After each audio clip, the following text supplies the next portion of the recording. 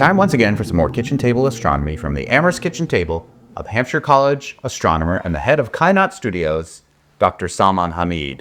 Mr. Universe, before we launch into a planet far, far away with potentially an Earth-like atmosphere, potentially making for a good place for life to exist, P.T. Anderson's One Battle After Another, currently at Amherst Cinema, where you sit on the board of that nonprofit community theater.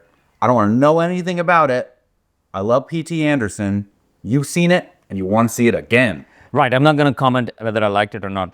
I just want to see it again. No, it's the way to describe it, and again, without giving anything away, I hate spoilers and knowing anything about the movie. I will just say it is a movie that is for the right time and for the right place, and it is a lot of fun. And so put all of this, it is long, but you won't feel it. And so it's, I love Paul Thomas Anderson, and I think this is absolutely fantastic.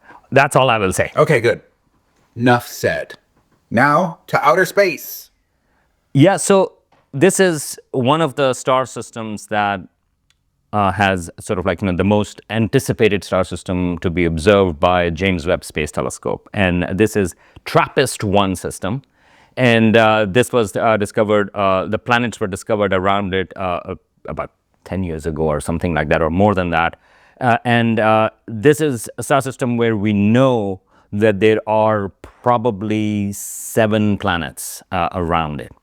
And this is about 40 light years away. So in terms of thinking about distances, this is not that far. Which means we could send it a message, and in 2065, they would receive it. And then if they sent a message back, we would receive it in 2105. Sure, but that's not the point. The point is that you can actually, it's not that far, so we can actually look at it with telescopes and actually try to get data out of it. And the other thing is that the way it is oriented, the planets actually go in front of the star, and that allows us, so this is basically, in that sense, these planets eclipse the star. This is how they were discovered. But the fantastic thing about that is that you can learn a lot about planets when they are going in front of their star.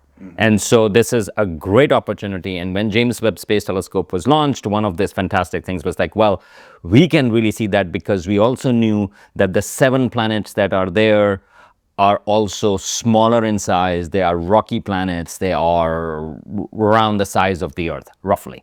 So this was a full solar system with planets.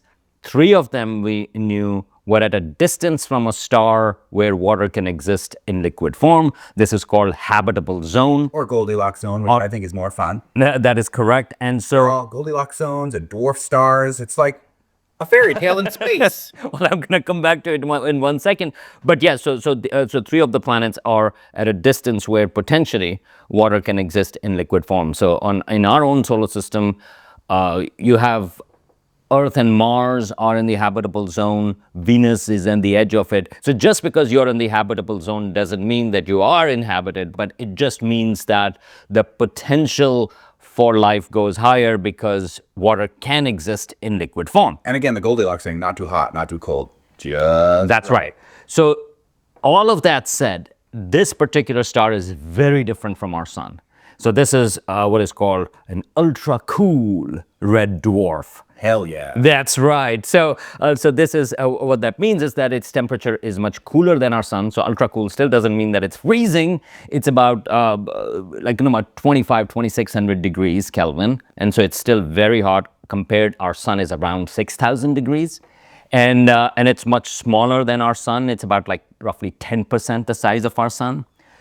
So it is not as hot as our sun. So you can imagine that the habitable zone, the distance where water can exist in liquid form, would be much closer to this star than our sun. And indeed, these planets that have been discovered, the closest one, for example, takes only 1.5 days to go around. And in fact, the habitable zone planets that they think, those are like 4 days orbit, 6 days orbit, and so 9 days orbit. So they are actually still very, very close to their star, even though because the star is much cooler, they are in the habitable zone. But all 7 of these planets are way closer than Mercury is for our own solar system. Interesting. So this is a very strange, very different solar system compared to our sun. Now, one more thing, I am delaying it. And there is a reason why I'm delaying getting to the point about the interesting news item about the analysis of some of these planets. But what I should also mention that these type of stars are the most abundant in the universe. So it's actually, the fact that we are finding out of planets around those, that is fantastic. That means that our universe is full of planets. All right. And these stars live a very long life. So for this particular star system, TRAPPIST-1, the estimate is that it's about 7.5 billion years old.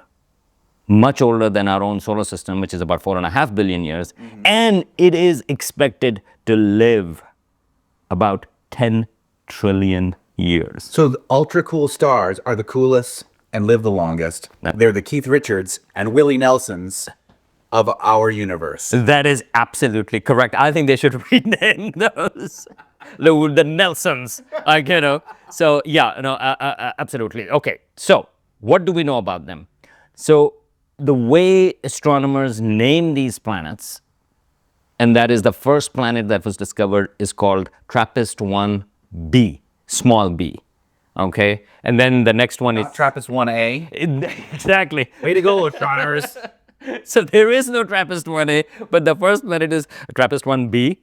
The next one is C, D, E, F, G, and H. So that is correct, but there is no A. And the reason we do that is because we want to make sure that you actually take astronomy classes, you do a degrees, because otherwise anybody could be an astronomer. So these are, so yes, so just in case, TRAPPIST-1b is the closest to the star, and James Webb Space Telescope, JWST, looked at it and found no atmosphere. Okay. It's a rocky planet, no atmosphere. Like some restaurants that I've been to. That is correct. And more restaurants, because then it looked at the next one, 1C, no atmosphere. And then they looked at the third one, 1D, no atmosphere. Okay. And that was a little bit of a disappointment because we expected, forget about whether Earth-like atmosphere, but like places like Venus, for example, in our own solar system where there is no life, but it has a very thick atmosphere, carbon dioxide-rich atmosphere. So we expected like maybe there would be something, but nothing. So now there was a lot of sort of like hope/interest in looking at TRAPPIST-1e. So this is the 4th planet from distance-wise from the star, and its density is known to be similar to that of the Earth, and that has been recently observed. It takes about 6 days to go around the star, and the answer is we don't know. Oh. And so this has been observed, and there were 4 transits, meaning to say James Webb Space Telescope observed it 4 times going across the sun, the star. And when the planet goes in front of the starlight goes through, potentially, if there is an atmosphere, potentially goes through the atmosphere, and it tells us what is in the atmosphere, if there is any. Right. So that's why it is these kind of planets that go in front of a star or they eclipse the star, they are crucial for providing us with information. And this did that. And what they have found is that it looks like the models that they have created to understand it, that it certainly lost its original atmosphere, meaning to say whatever, because probably it was formed with an atmosphere, that original atmosphere is gone. But there is a possibility, something that they cannot rule out. So there were 2 papers that came out early in September about this, and one of the papers looked at it, and it said that there is a possibility that there is a secondary atmosphere, which maybe has a bit of methane and maybe some nitrogen. So they could not rule that out. So that's a positive thing. So normally you look at positive signs, but here is the case where they could not rule it out, and there is a faint hint that maybe this secondary atmosphere is there.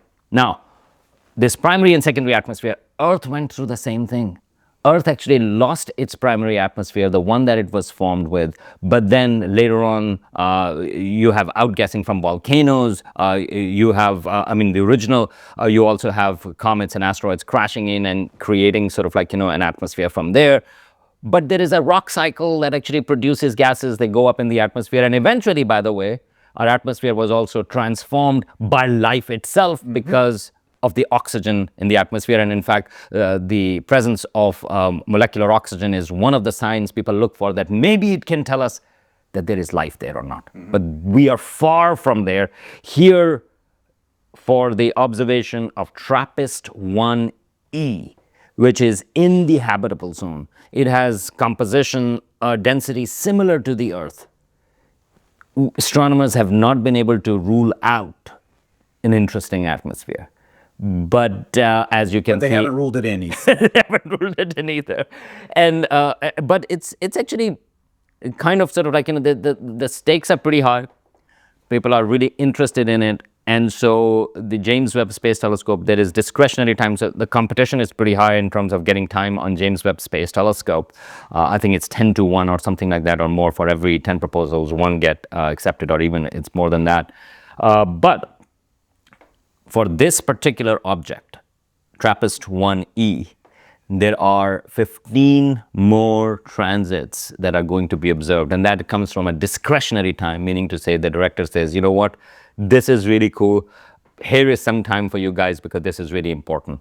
And so there are going to be more observations of that where, so right now the results are based upon 4 transits. There are going to be 15 more to look at it, and we think that we will find something more.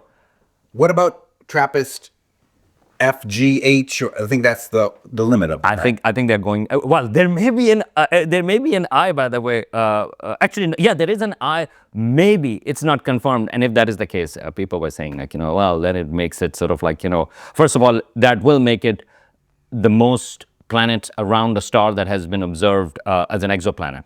And so there is one more. Just like our solar system. We have 9. We have 9. We look at Pluto. Why did you have to do this? Like, no, we have 9. No, not 8. Throw a bone to the rest of the astronomical community. Yes, thank you. We still are number 1, 9 planets. But here is a cool thing.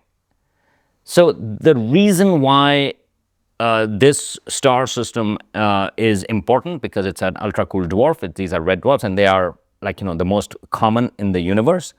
But the problem is that these have a lot of magnetic activity, meaning to say there are a lot of flares from these stars. So people actually, astronomers have been concerned about it, that because a planet has to be close to the star to be in the habitable zone, and the star itself is much more active, for example, than our sun. Our sun has a lot of flares as well, but these stars have a lot more activity than our sun. So one of the things that people have been worried about is that this kind of activity from its star would have fried, or would have basically got rid of the atmosphere, especially those planets that are close to them. And remember, those are much closer, like a day or 2 days or 3 days of orbit around it. So those are very close to it. And this creates a lot of problem, because if you are trying to understand the light going through the atmosphere, potentially atmosphere of the planet, when it passes in front, you want to make sure that it is not coming from an activity from the star. Right. That it is actually, whatever is happening to that light is simply happening because it is passing through the atmosphere. So that is a very hard thing to study with these stars. And astronomers have come up with an amazing way to correct that. And so for the future observations, as I mentioned, there are 15 more coming up. As it happens, TRAPPIST-1b, which is the closest one to the star, as it happens, it oftentimes passes in front of the star right before TRAPPIST-1e, the one that we are interested in. And so what astronomers are planning on doing is to observe both of those planets. So first 1b, and then TRAPPIST-1e. And the first one, the closest one, we know there is no atmosphere. So if there is no variation to the light, we would know that when this planet that we are interested in, any variation probably is because of the light passing through the atmosphere of the planet rather than the star itself belching out or something like Because that. if it belched out, the one with no atmosphere B we'd see it with B. If something happens with E, but nothing with B, we know it's exclusive to E. And it is so cool. I mean, I just love the fact that astronomers go like, okay, you know, this is a serious problem. How do we solve it? Well, you have another planet that goes in front of it, and we know there is nothing on it. It shouldn't have anything on it because it's too close to the star. We have observed nothing on it. So that becomes your test case that goes right in front before this really interesting 1E going through. That's cool. And one thing we have not mentioned is why do they call it TRAPPIST? Aren't TRAPPIST monks? Yes, and they are thinking about this planet a lot. No, that is no. This is actually a telescope, which funny that you asked. It is called Transiting Planets and Planetesimal Small Telescope Project. So it's like an acronym. It's an acronym, but it's a cool acronym, and TRAPPIST also make cool beer. that is correct. And this, that's what makes them ultra cool, by the way. Yeah, right. All the cool stuff. But this particular telescope, which discovered this, so this is TRAPPIST-1, so the first exoplanet discovered. Oh no, this is actually the star that was discovered from there, and this particular one is from Chile, in Chile. So let's see a observatory. That's where this particular telescope is located. So that's how there is a lot of stuff. You don't need James Webb Space Telescope or Hubble Space Telescope to actually detect some of these things. You can actually do it from the Earth, and in fact, because you have more time to look at these things. And this is actually one of those examples where this particular star, and I think the star was discovered from there, and later on the planets, I think from other places, but that I'm not 100% sure. But TRAPPIST-1 comes from this particular project that is based in Chile. And yeah, and so keep an eye on that. Again, the key thing is if we find something interesting, what this would mean that these kind of stars are the most abundant in the universe. And if we find potential atmosphere conditions that are suitable for life, that would also mean that those are extremely common. And 1E, the one that we are talking about, it takes about 6 days to go across. This is the fourth planet from the sun, but you also have 1F, which is also in habitable zone, and potentially 1G as well. So there are other planets that are in there, but fun stuff. And I don't have to remind you, I always do that, skepticism. That's because people are not sort of like jumping up and down. No, we like, you know, like in this particular case, we found an atmosphere which is actually really suitable for life. No, people go like, have we really found it? Can we rule out? Can we find other ways that we can rule out? And if we cannot rule out, well, let's observe again. Let's observe in other cases how we can confirm it, because we don't want to live in fairy tale, even though we've been talking about it. Cool dwarf. Cool, right. Goldilocks zone. Because we want to know what is there rather than what we want to find.